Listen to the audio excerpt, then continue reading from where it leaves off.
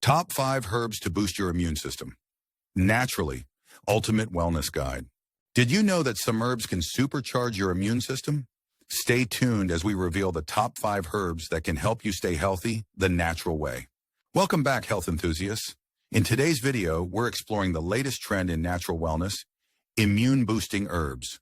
With flu season around the corner, who wouldn't want an extra layer of defense? These herbs have been celebrated for centuries in traditional medicine. Echinacea, elderberry, astragalus, garlic, and turmeric are all powerhouses in boosting immunity. Modern research supports their efficacy in not just preventing colds, but also boosting overall health. Let's dive into the benefits. Echinacea.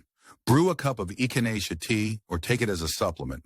Perfect for warding off infections. Elderberry. Add elderberry syrup to your morning smoothie for a daily immune boost. Astragalus. Incorporate astragalus root into soups or stews to enhance your body's defense mechanisms. Garlic.